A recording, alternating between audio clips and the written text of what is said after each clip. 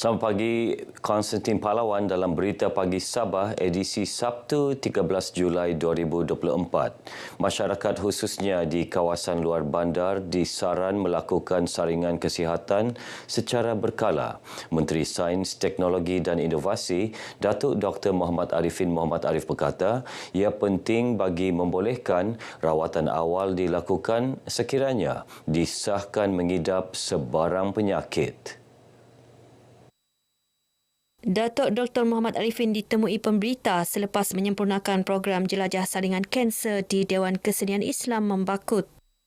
Saya harap dapat sambutan yang baik daripada masyarakat kerana dia diadakan selama 4 hari dan saya yakin dengan pengenalan kesedaran-kesedaran yang diberikan dan pemakluman-pemakluman yang disampaikan oleh pemimpin-pemimpin kampung, saya harap mereka akan dapat beramai-ramai datang untuk pemeriksaan ini.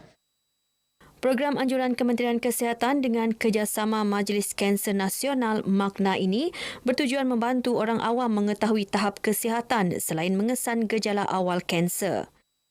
Memang bilang orang kalau program macam ni memang berbayar kan, tapi kalau kita datang program macam ni ia free. Lepas tu untuk kesihatan kita lah. Memang baiklah program macam ni kan, kalau boleh diadakan setiap tahun kan. Dia macam menyedarkan kita berapa pentingnya kita kena mencek kesihatan kita dari masa ke masalah. Sebab dengan pemakanan kita, dengan pollution semua, jadi kita program ni diadakan begini secara jelajah kan, so why not kita ambil chance ni untuk buat pemeriksaan. Kita datang untuk mengikuti ini saringan kanser mamogram semua cervix kan. Memang bagus. Kalau boleh macam tiap-tiap berapa tahun dia kasih teruskanlah kan, lagi bagus. Lebih 200 penduduk sekitar Membakut mendapat manfaat menerusi program ini. Kerjasama pertahanan antara tiga negara melibatkan Malaysia, Amerika Syarikat dan Australia terus diperkukuh melalui eksersis Keris Strike siri ke-29 2024. Panglima Tentera Darat Jeneral Tan Sri Muhammad Hafizuddin Jantan berkata, eksersis itu adalah manifestasi kerjasama aktif tiga negara terbabit dalam meningkatkan kebolehoperasian, pemahaman dan kesiagaan tentera masing-masing.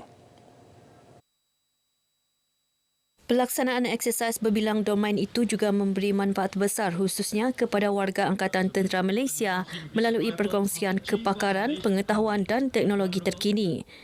Eksersis ini turut memberi peluang kepada Tentera Darat Malaysia untuk menilai dan menambah baik doktrin serta keperluan aset ketenteraan yang sesuai dari semasa ke semasa. Tan Sri Muhammad Hafizuddin berkata dengan kepesatan teknologi dan perubahan persekitaran operasi, eksersis seumpama ini penting diteruskan sebagai platform untuk pegawai dan anggota tentera darat terus berdaya saing dan menguasai pelbagai teknologi terkini. Eksersis Keris Strike diadakan di sekitar Kota Belud, Simpang Langkon dan Matunggong bermula dari 28 Jun lepas, berakhir di Sikuati Kudat. Polis menahan seorang lelaki dipercayai terlibat kes samun berkumpulan menggunakan parang dalam serbuan di sebuah rumah di Papar Selasa lalu. Dalam serbuan kira-kira pukul 8.30 malam itu, suspek 47 tahun ditahan bersama barang rampasan termasuk kenderaan digunakan suspek dan senapang buatan sendiri. Bercakap dalam sidang media di Penampang, Ketua Polis Daerah Penampang Superintendent Sami Newton berkata tangkapan dibuat susulan laporan diterima daripada pengadu pada 16 Jun lalu berkaitan kes samun di sebuah kedai serbaneka di Penampang. Hasil soal siasat terhadap suspek atau tangkapan, kita percaya bahawa ada 4 lagi kes rompakan yang dilakukan oleh suspek, yang mana 1 di Penampang, 2 di daerah KK dan 1 di Keningau. Untuk pengetahuan rakan-rakan media, modus operandi suspek adalah samun berkumpulan dengan menggunakan senjata. Suspek turut mempunyai 2 rekod jenayah lampau mengikut Seksyen 15-1-A Akta Dadah Berbahaya 1952 dan Seksyen 160 Kanun Keseksaan. Hasil ujian air kencing mendapati suspek positif dadah jenis syabu. Polis kini giat memburu seorang rakan suspek yang masih bebas. Kes disiasat mengikut Seksyen 395, 397 Kanun Keseksaan dan Seksyen Akta Senjata Api 1960 kerana memiliki senjata api dan peluru tanpa lesen.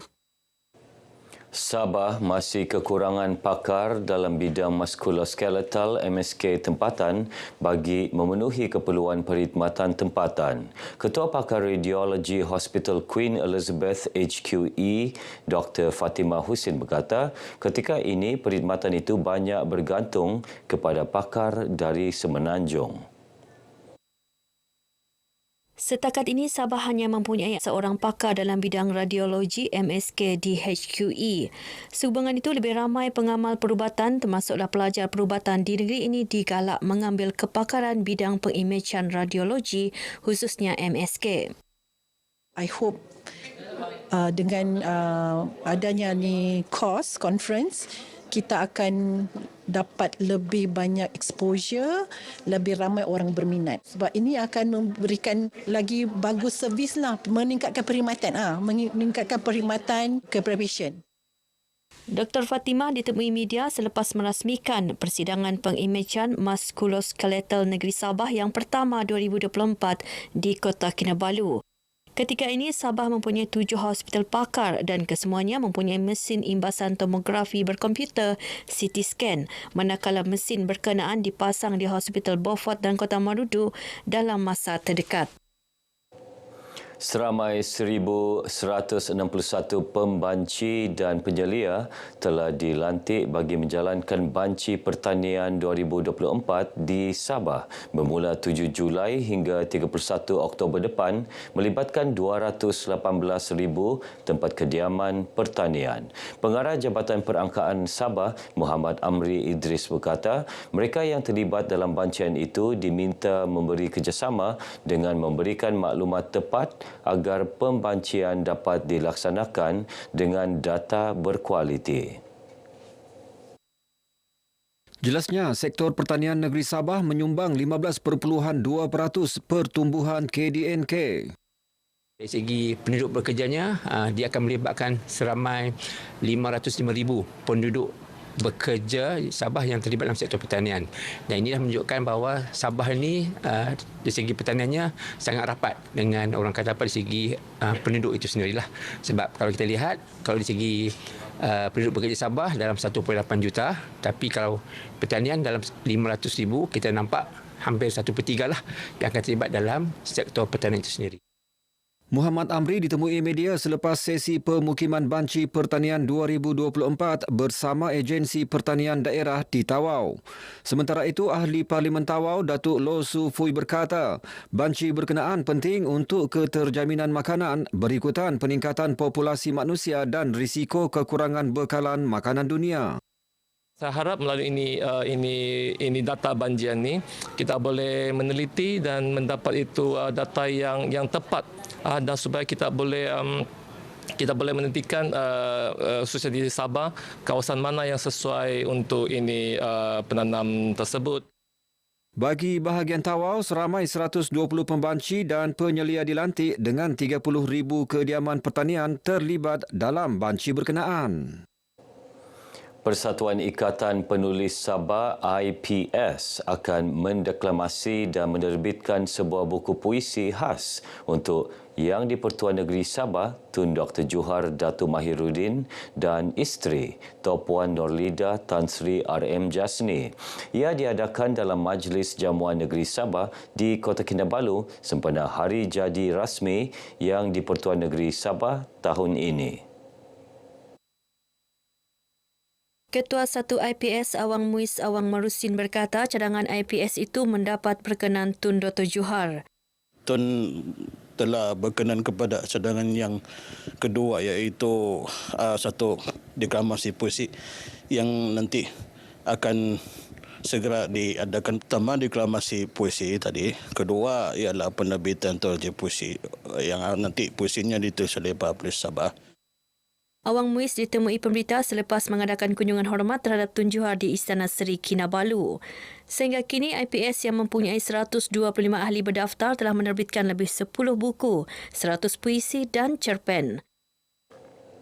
Berita Pagi Sabah berakhir di sini. Menyusul selepas ini, Berita Pagi Sarawak.